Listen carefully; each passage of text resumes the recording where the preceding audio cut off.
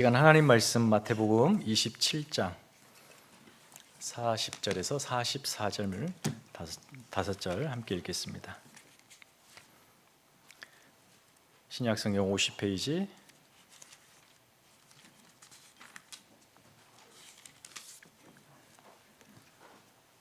40절에서 44절 다 같이 읽겠습니다. 시작.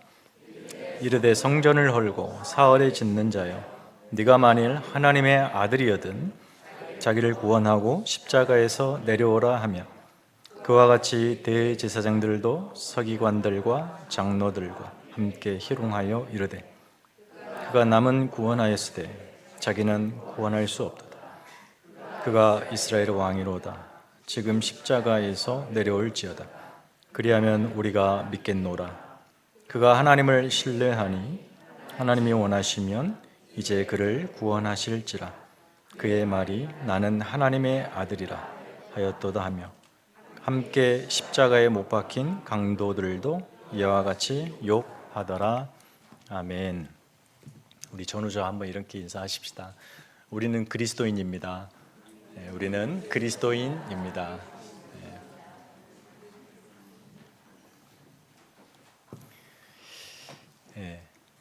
자존심, 또 자부심, 자존감, 이런 말이 있죠. 오늘 설교에서 이 세 단어가 좀 자주 반복될 겁니다. 귀에 거슬리지 않도록 양해 바라고요. 사실 정의하기가 딱 부러지게 구별해서 나누기가 쉽지는 않은데, 한번 찾아보니까 이렇더라고요. 사전적 의미로 자존심이란 남에게 굽히지 않고 자신의 품위를 스스로 지키고자 하는 마음, 남에게 굽히지 않고 자신의 품위를 스스로 지키고자 하는 그런 마음이래요. 타인에게 자신을 당당하게 표현하게 하는 그런 감정인데, 특별히 오늘날 이 시대에 많은 그 사람들이 각자의 자존심을 가지고 아주 잘 사는 것 같습니다. 그러나 자존심이 지나치게 강하게 되면 고집스러워 보일 수도 있고, 때로는 독선적인 사람이 될 수도 있습니다. 사전적 의미로 자부심을 보면 자신 또는 자신과 관련한 것에 스스로 그 가치를 지키며 자랑스러워하는 마음이다. 요즘 은어로 이런 말을 쓰더라고요. 무슨 부심, 들어보셨습니까? 여러분도 많이 쓰십니까? 혹시 이 중에 술 부심 가지고 계신 분 있으시나요?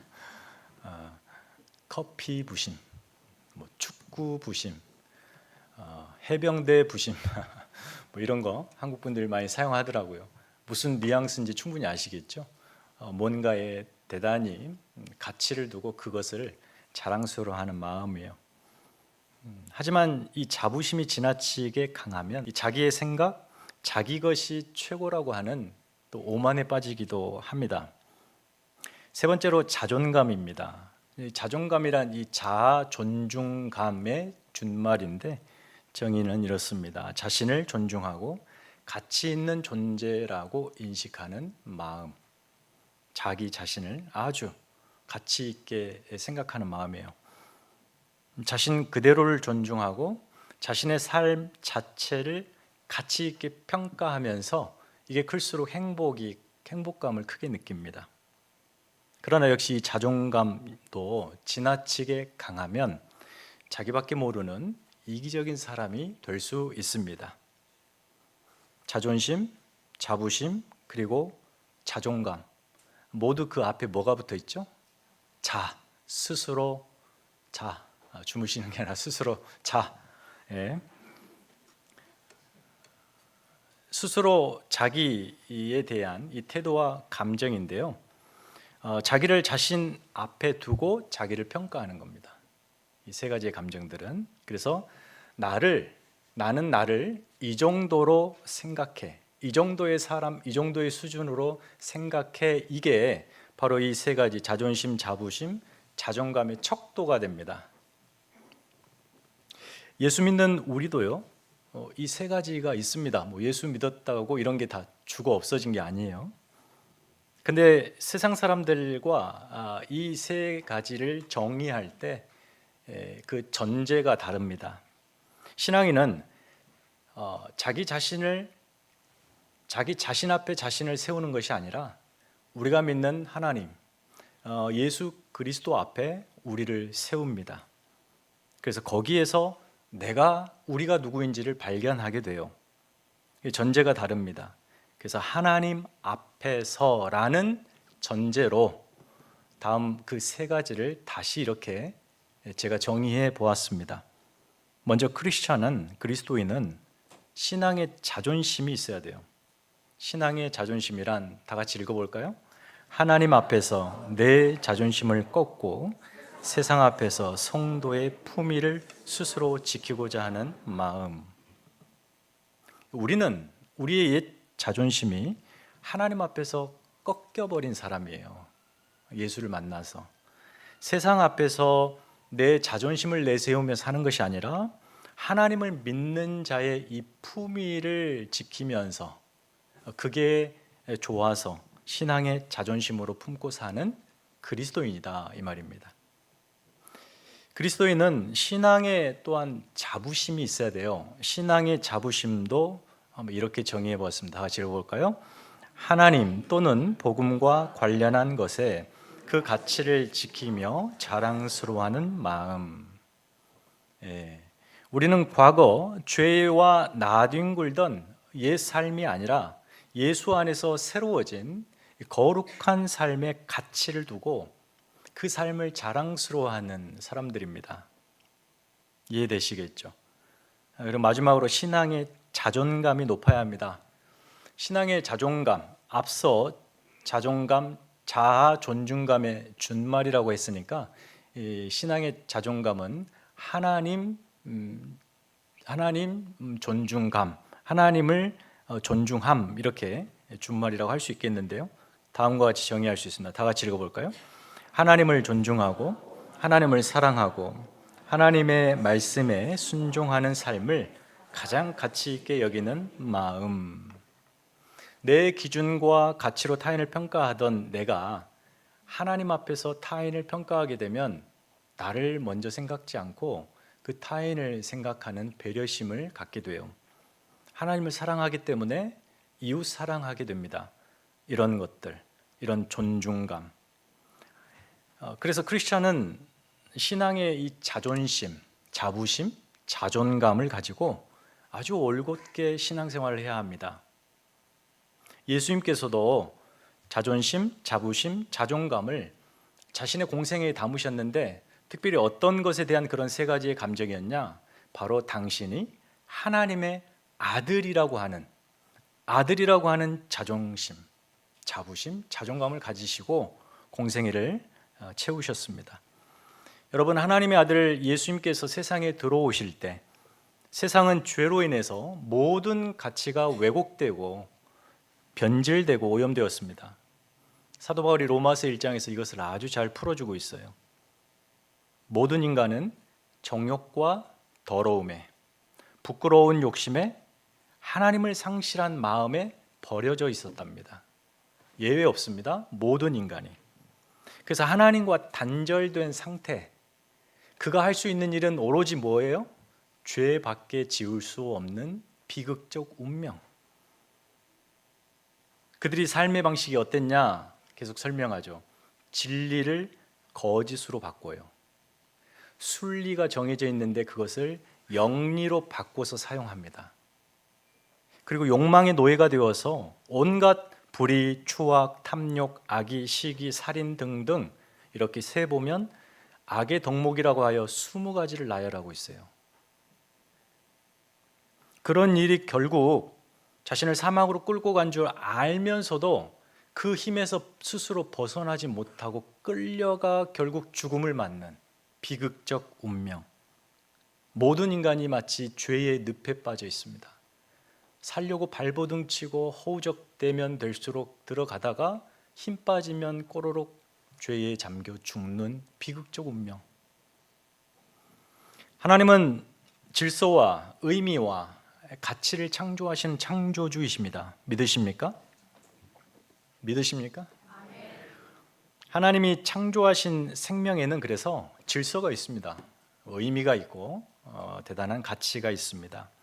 이 모든 하나님이 만드신 창조 세계가 그래서 가치 있고 의미가 있죠. 그런데 그런 아름다운 세상을 인간이 죄로 말미암아 그 모든 것들을 파괴하게 되어 질서를 무질서로 만들어버리고 의미 있는 것들을 무의미하게 만들어버리고 가치 있는 것들을 무가치한 것들로 파괴합니다. 예수님이 오신 세상, 지금 이 마태복음 보고 있는데 예수님이 오셨던 2000년 전에 이 세상, 바로 그 세상은 그렇게 인간들이 죄로 망쳐놓은 세상이에요. 거기서 하나님 없이 스스로 자아를 앞에 두고 자신만을 위한 타락한 자존심, 타락한 자부심, 타락한 자존감을 가지고 사는 인생들 뿐이었습니다. 예수님은 죄가 없으신 분이에요. 하나님의 아들이시기 때문에. 그래서 그분 안에는 하나님의 질서, 하나님의 의미, 하나님의 가치가 충만합니다. 그 예수님이 세상에 가지고 들어오신 게 뭡니까? 하나님 나라죠. 하나님 나라. 새로운 생명을 부여받은 사람들이 모여서 하나님이 통치하시는 새로운 질서 아래서 참된 삶의 의미와 가치를 실현하며 하나님께 영광을 돌리는 그 나라, 예수님이 가져오신 나라예요. 그 나라를 가져오셨기 때문에 예수님의 공생의 사역은 무슨 사역이냐면 그 사람들을 하나씩 하나씩 그 나라로 부르시는 사역인 거예요. 그래서 그들의 영혼을 하나님 닮은 거룩하고 아름다운 영혼으로 재창조하시고, 그리고 그들의 모든 시공간의 삶이 하나님 앞에 영광이 될 수 있는 명예롭고 아름다운 삶이 되도록, 복이 되도록 부르신 그 하나님 나라 사역이죠. 그래서 예수님이 바로 하나님이 보내신 하나님의 아들입니다.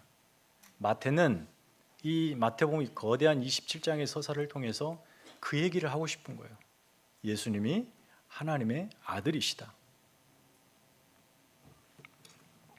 하지만 예수님께서 그런 세상에 들어오실 때에 세상은 그 하나님의 아들을 환영하지 않았습니다. 깨닫지도 못했죠. 요한복음 1장 5절에 빛이 들어왔는데 어둠이 깨닫지 못했고, 분명히 그분이 자기 백성에게 왔는데 그 자기 백성이 그를 영접하지 않습니다.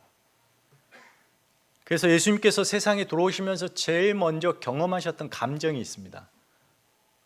본인의 영광스러운 나라를 가지고 하나님의 창조 세계에 들어오셨는데 본인이 느끼신 첫 번째 감정, 그것은 다름 아닌 거절감이었습니다.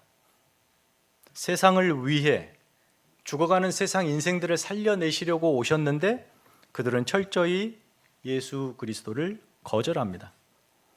그럼에도 예수님은 자신을 보내신 하나님 아버지의 뜻에 맞게 그 모든 주어진 사명을 신실하게 감당하시죠. 세상으로부터 철저히 외면과 거절과 그런 비보호 속에서 가난과 철저한 연약한 현실을 맛보며 살아가는 사람들이 있었습니다. 그들이 예수님을 만나줄 때 그들은 예수님을 영접하는 마음이 열리는 그런 사람들이었죠. 그 외에 종교 지도자들, 정치 지도자들, 나름 힘께나 있고 자신들의 삶을 스스로 만들어갈 수 있다고 하는 사람들은 예수님을 믿지 않습니다. 오늘날도 마찬가지예요. 물론 가난한 사람만 예수 믿는다 이 말은 아닙니다.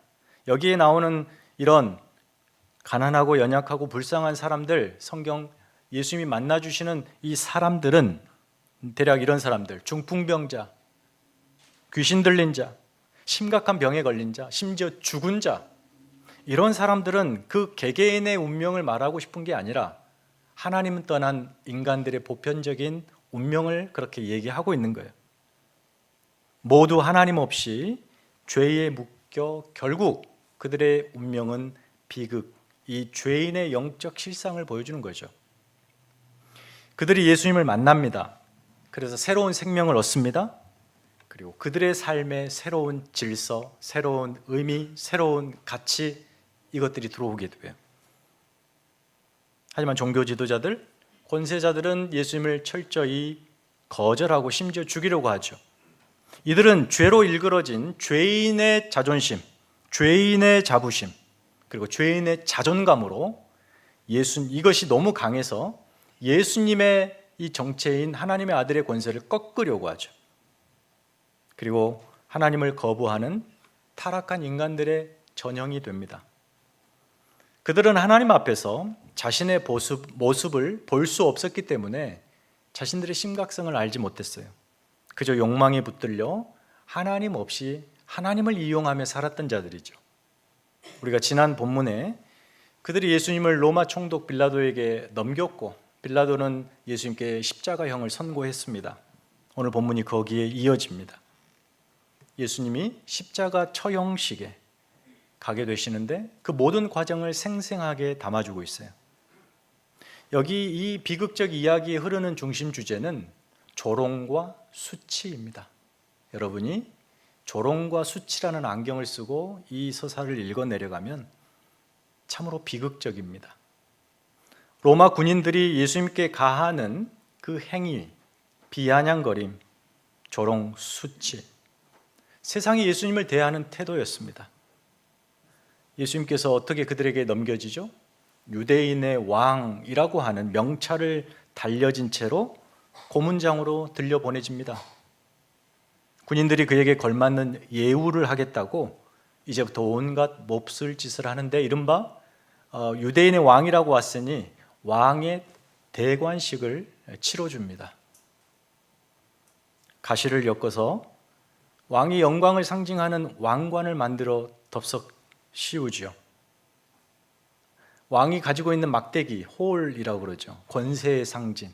옆에 있는 갈대를 대충 꺾어서 그 손에 들려주고 뺏어서 때리고, 가장 저렴한 천, 붉은 염료로 물들인 붉은 천 조각을 찢어서 왕이 두르는 그 아름다움의 상징인 홀로 묶어줍니다. 그 과정에서 예수님이 입고 계셨던, 앞서 채찍에 맞아 피가 흥건하게 엉켜있는, 찢겨있는, 천인지 핀지 모를 정도로 그 옷을 무자비하게 벗겨냅니다. 그리고 이 홍포를 입힙니다. 그렇게 현장에서 급조한 이 소품들로 예수님의 장식을 마친 후에 이제 군인들이 뭐 하냐면 예수님 앞에 전부 무릎을 꿇습니다.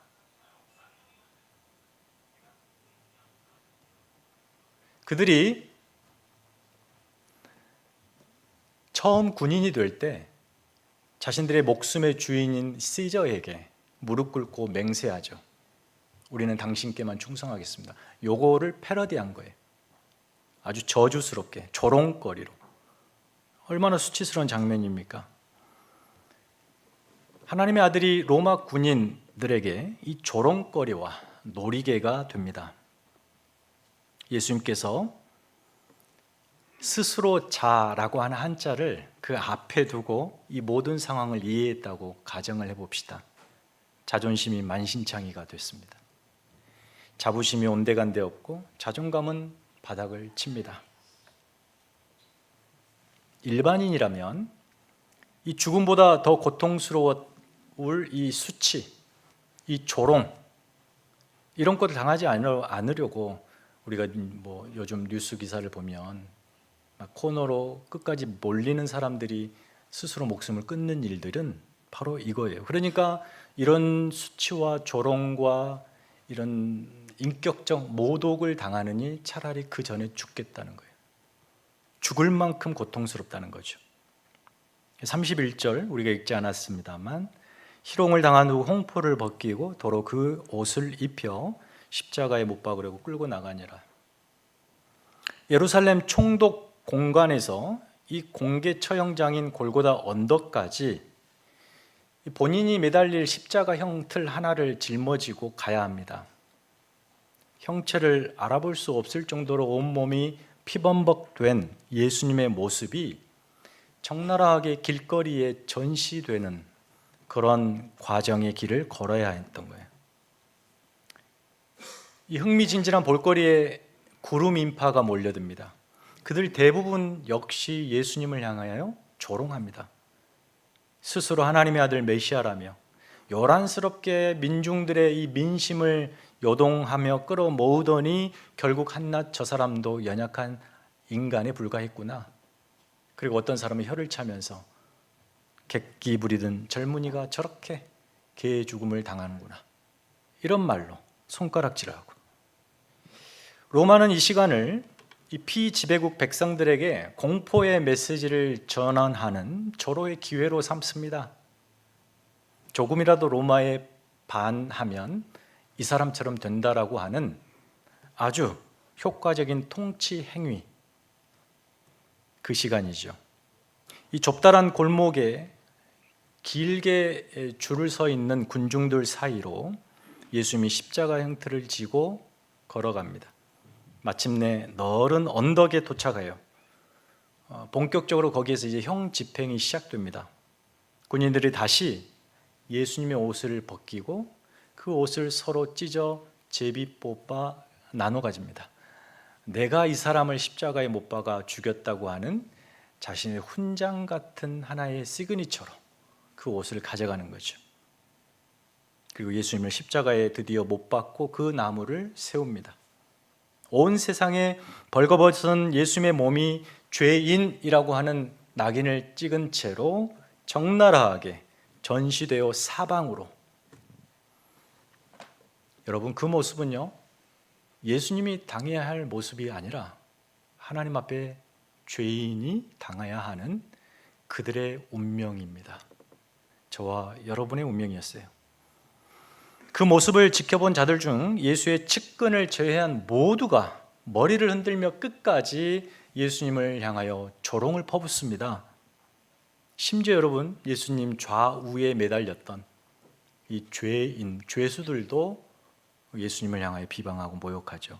아마 얼마 전 몇 시간에 석방된 바나바의 졸개들이었을 겁니다. 바라바의 졸개들. 무리의 조롱을 우리가 읽었습니다. 보십시오. 네가 하나님의 아들이거든. 스스로 구원하고 십자가에서 내려와라. 네가 남은 구원하였으되 너 스스로는 구원을 못하는구나. 네가 이스라엘의 왕이냐? 당장 십자가에서 내려와봐라. 그러면 우리가 믿겠다. 내려와봐라는 거예요. 살아보라는 거예요. 죽지 말고 살으라는 겁니다. 네가 하나님의 아들이면 하나님이 너를 구원해 주실 거다. 살려주실 거다. 어디 보자. 이렇게. 이 구절을 잘못 읽고 신앙 고백으로 읽지 않으시겠죠? 저주입니다. 조롱입니다. 끝까지 하나님의 아들됨을 이들이 부정하며 조롱으로 채우죠. 이때 예수님께서 자기 자신의 자존감을 내세우셨다면 어땠을까요? 그래 이놈들아, 내가 하나님 아들됨 내가 보여줄게. 그리고 그 상황에서 십자가에서 내려오셨다면 어땠을까요? 하나님이 그를 보내신 모든 계획이 수포로 돌아가는 겁니다. 하나님의 아들이 세상이 부리는 권세 앞에 무릎을 꿇게 되는 거예요. 여러분, 여기서 예수님께서 아무것도 안 하시고 그냥 무기력하게 십자가에 못 박혀 죽으시는 것 같죠? 그런데 자세히 보시면 이 모든 마치 드라마의 세팅이 정확하게 세팅한 사람에 의해서 움직이듯이 하나님이 디렉터가 되시고 이 모든 시 공간을 정확하게 성취로서 가져가고 있어요. 구약의 예언들이 지금 이 순간에 착착착착 성취되고 있습니다. 여러분, 예수님이 옷 벗김을 당하고 수치를 당하시고 그 옷을 사람들이 나누어 제비 뽑아 가져갔다. 이것은 시편 22편 17, 18절 그들이 나를 주목하여 보고 내 겉옷을 나누며 속옷을 제비 뽑나이다. 원수들의 시에 이미 예언된, 다윗이 노래했던, 예언으로 노래했던 이 예언의 성취예요. 행인들의 조롱은 22장 7절을, 그리고 저가 하나님을 신뢰하니 하나님이 원하시면 그를 구원해 줄 거라라는 것은 22장 8절을 성취하고 있습니다. 이렇게 온갖 수치와 조롱도 구약에 예언된 그 예언의 한 부분이었기에 하나님의 아들은 그것을 당당하게 성취하시며 하나님의 뜻을 이루어가고 계셨다는 거예요. 진정 하나님의 아들이 누구신가?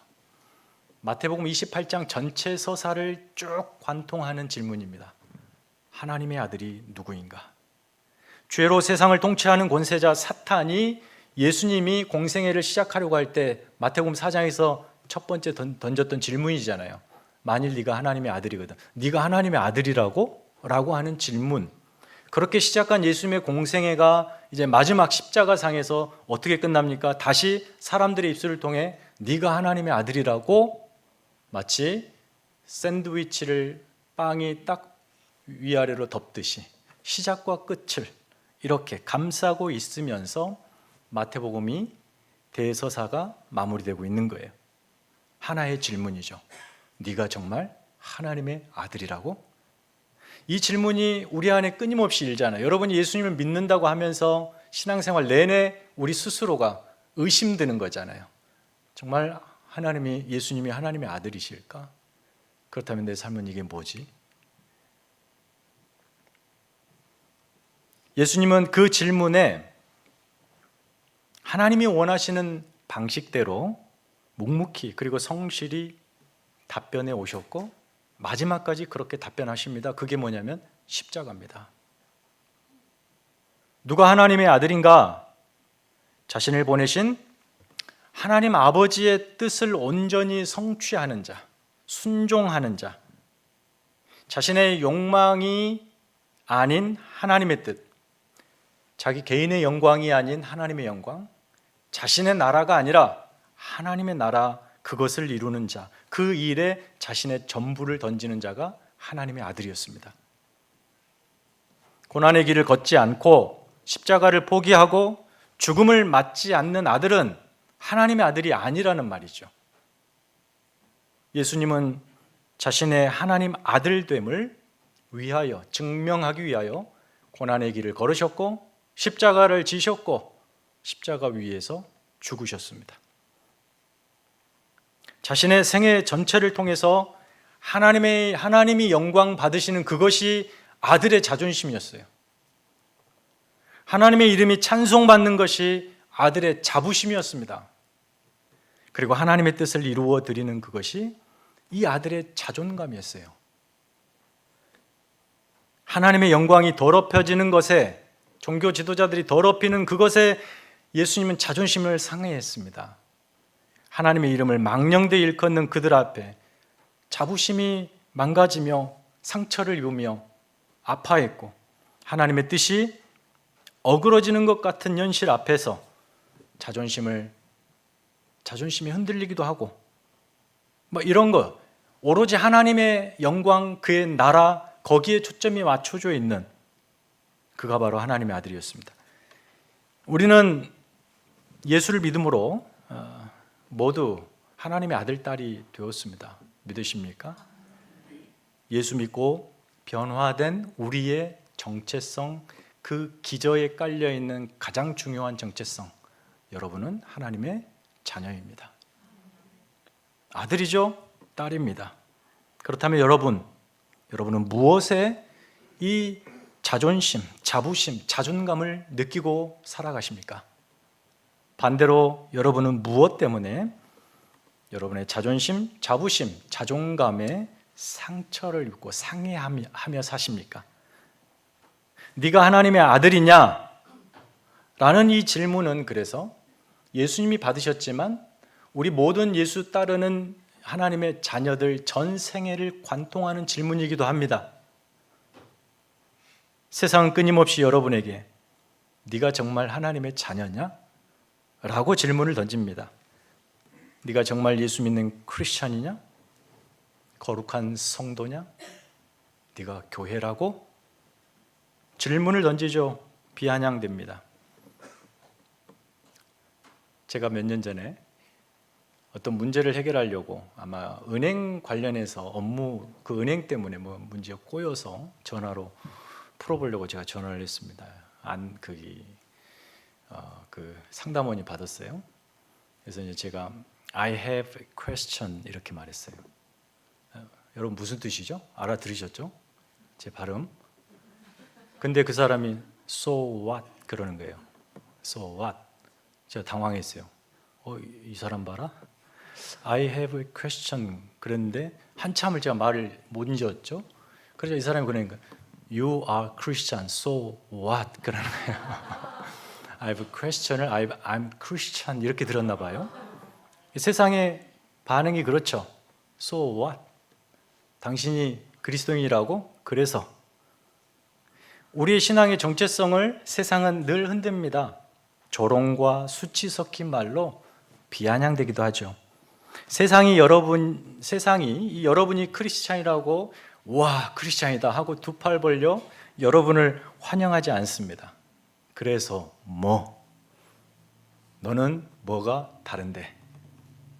너도 우리와 똑같은 것에 열망하고 똑같은 것을 욕망하며 똑같은 질서와 방식대로 살잖아. 그러면서 그러지 않은 척, 거룩한 척, 순결한 척, 그게 바로 너희들이 믿는 성경에 쓰여 있는 위선, 외식이라는 거야 라며 우리를 조롱하죠. 너는 기독교라고 하는 종교적, 배타적 종교의 가면을 쓰고 살아나가는 거야. 네 진심을 봐. 세상은 우리를 그렇게 회유합니다. 여러분, 철로역정에 보면 크리스찬이 이제 그 신앙 여정을 힘겹게 하잖아요. 중간에 가다가 동행자를 만나게 돼요. 그 이름은 신실이라고 하는 사람이에요. 이 사람도 그 믿음의 여정을 아주 신실하게 이름처럼 감당하고 있었어요. 그 둘이 이제 만났습니다. 만나서 서로 주고받아요. 당신은 여기까지 어떻게 왔습니까? 우리가 신앙생활 같이 하잖아요. 우리 각자가 크리스찬이고 또 신실이라는 사람들입니다. 서로 만나면 한 주 뭐 했냐, 뭐 먹었냐, 어디 갔냐 이게 아니라 한 주를 어떻게 살아냈습니까? 믿음으로. 이런 얘기를 좀 나눴으면 좋겠어요. 이 두 사람이 그런 얘기를 나눠요. 근데 이 신실이라는 사람이 쭉 여러 이야기를 하면서 그 중에 딱 한 가지 이런 얘기를 합니다. 내가 여기까지 오면서 굉장히 힘들었던, 나를 지독하게 괴롭혔던 사람이 있다. 그 사람의 이름은 수치심이었다. 다 의인화하여 사람의 이름으로 부르잖아요. 그는 끝까지 내 뒤에서 나에게 속삭였다. 네가 크리스찬이라고? 에이, 너 그때 지난번에 이랬잖아. 실패했잖아. 넘어졌잖아. 타협했잖아. 계속해서 우리 뒤에서 우리를 이렇게 이 신실이라는 사람을 낙심하게 하고 자책하게 하고 그걸 떨쳐버리고 도망쳐 나오기가 제일 힘들었다라고 말하고 있어요. 세상은 여러분이 믿는 신앙의 근거를 자꾸 뒤흔들면서 여러분에게 수치심을 안깁니다. 네가 무슨 크리스찬이야? 네 주제에 이렇게. 네가 정말 하나님의 자녀야? 그럼 한번 보여줘봐. 우리를 깜짝 놀라게 할 만한 기적, 능력 이런 거 있어? 경험해봤어? 한번 이야기해봐. 지금 네가 마주하는 이 복잡한 현실을 단박에 한번 해결해봐. 네가 앓고 있는 질병, 기도하면 다 들어준 다음에 한번 기도로 없애봐. 예수의 힘과 능력을 빌어서 너의 성공, 출세 이 모든 걸 보여줘봐. 그러면 내가 믿을게. 그런 걸 할 수 없다고 전제하고 비아냥거리는 거예요. 우리로 하여금 복음을 의심케 하고, 정말 예수님이 하나님의 아들이신가? 예. 세상이 쉴 새 없이 던지는 이 묵직한 펀치와 같은 질문이 한 대 맞으면 정신이 얼얼할 질문들이죠.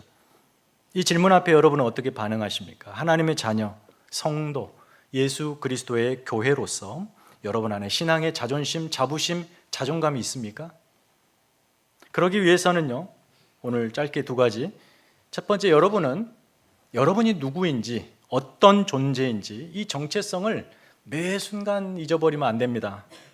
나는 하나님의 사랑스러운 자녀야. 하나님이 나를 자녀 삼으시려고 당신의 아들을 내어주고 사셨어. 그렇게 시작한 내 인생이야. 그런 내 인생이 단 하루도 하나님은 가치 없이 보내지기를 원치 않으셔. 세상 어떤 것과도 가치로 비교할 수 없는 내 인생이야. 예수로 새로워진 가치. 예수님이 내 삶에 동행하고 있다. 나는 그분과 묶여 있고 그분과 함께 산다. 이런 나의 정체성, 우리의 정체성. 여러분, 왜 군인과 이 경찰과 이런 사람들이 제복을 입습니까? 그 옷에 걸맞은 삶을 사는 거죠. 그 옷에 권위가 있고 그 사람다움이 있죠. 우리를 예수로 옷 입었다 그러죠. 우리는 예수와 함께 예수로 옷 입고 살아가는 예수의 사람 그리스도인입니다. 세상 사람들과 동일한 가치를 가지고 누가 더 많이 가졌냐, 크게 가졌냐라고 비교하며 설전을 벌이는 자들이 아닙니다. 세상 사람들에게는 없는 가치, 예수, 그걸 우리는 가지고 있다. 그것으로 사는 자들. 누군가 당신 정말 크리스천 맞습니까? 라고 여러분에게 질문했다고 치십시다. 그럼 이렇게 생각하셔야 돼요. 정신없이 내가 바쁘게 살다가 내가 누구인지조차도 깜빡 잊고 살았는데 저 질문 하나에 정신이 번뜩 들어야 됩니다. 대세에 휩쓸려 나도 모르게 세상 가치 붙들고 살아가던 그런 내가 서서 내가 크리스찬이었지, 그리스도인이었지, 그렇게 생각해야 합니다. 그리고 그렇게 질문한 사람을 향해서 제가 크리스찬 이름에 걸맞지 않아 보였다면 죄송합니다. 부족하고 연약하고 믿음이 아직은 크지 않지만 분명히 말씀드립니다. 저는 그리스도인입니다. 지금 자라고 있는 중입니다. 자라가고 있는 중입니다. 겸손하게 답해야 돼요. 내가 크리스찬이냐고 그러면서 그래 내가 크리스찬이다. 너는 죄인이잖아.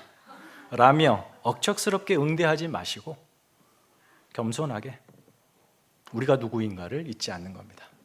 여러분의 삶의 자리에서 하나님이 보내신 거기에서. 그리고 두 번째로 우리가 그 자리에서 무엇을 위해 사는지 하나님의 자녀로서 내게 주어진 이 고결하고 거룩한 사명을 잊지 않는 거예요. 우리가 예수와 묶여 있기 때문에 여러분의 삶의 방식, 방향, 목표 그 모든 것에 의미가 있고 가치가 있습니다. 여러분 스스로 삶을 평가하면서 무가치하다, 스스로를 자책하거나 폄하하지 마십시오. 우리가 하는 모든 일이 예수의 일이 됩니다.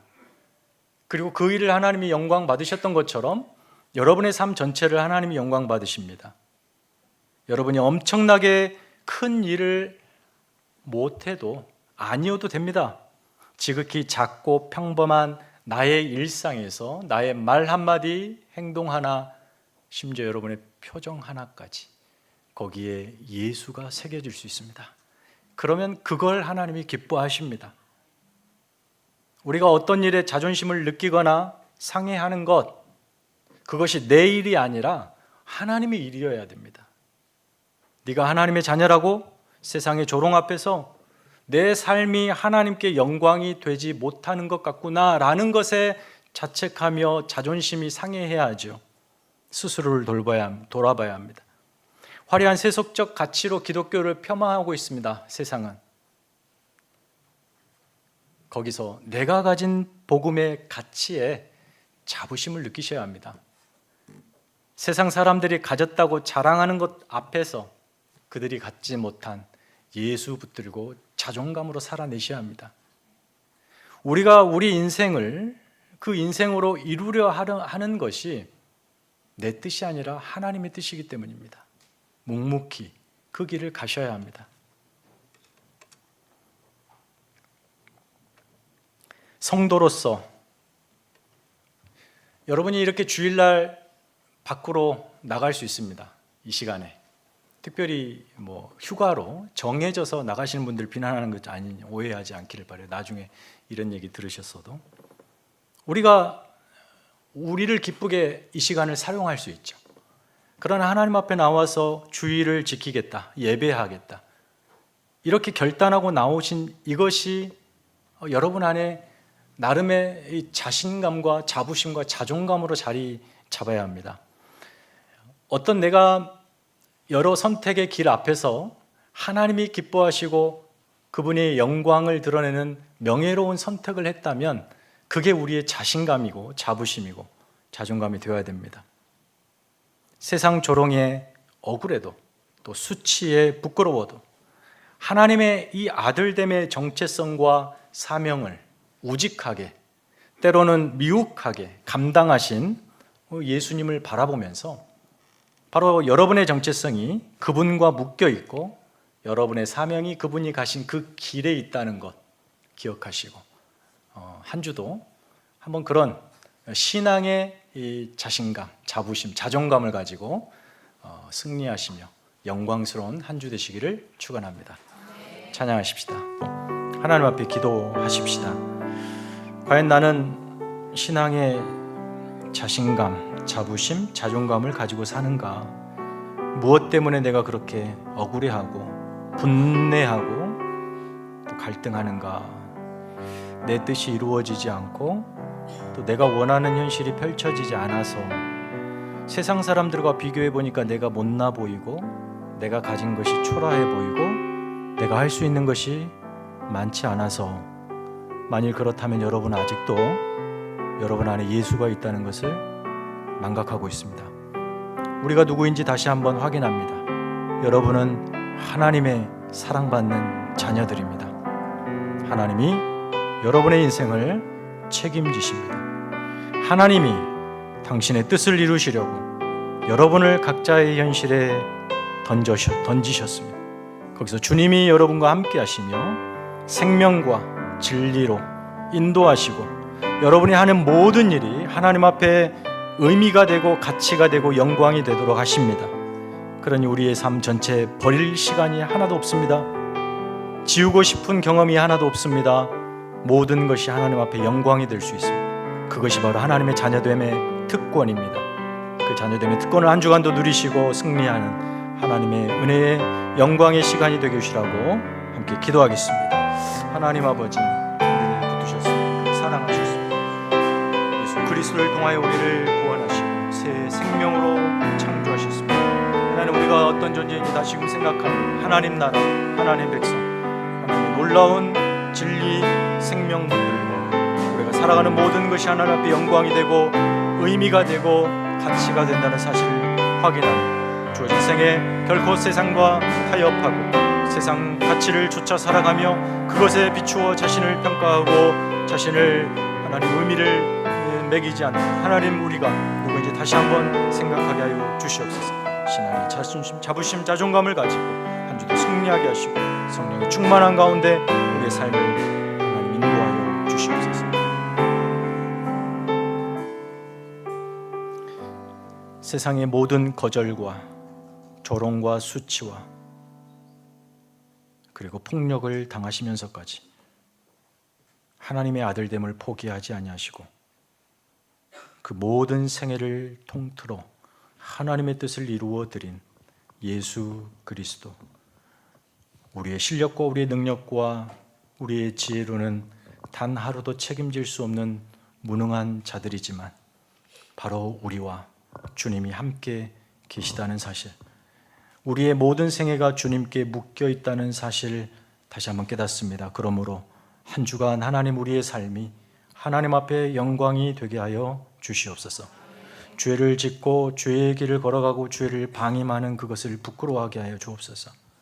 그 길을 속히 떠나 영광스럽고 명예롭고 아름다운 그 길에 담대히 들어서는 저희들 되게 하여 주옵소서. 이제는 우리 구주 예수 그리스도의 은혜와 하나님 아버지의 크고 놀라우신 사랑과 성령님의 교통하심이 우리가 누구이며 우리를 통해 하나님이 무슨 일을 이루시려고 하시는지 소명과 사명 붙들고 살아가기로 다짐하는 사랑하는 성도들의 머리 위에, 가정 위에, 일터 위에, 사랑하는 우리 자녀들 위에 이제부터 영원히 함께 있을지어다. 아멘.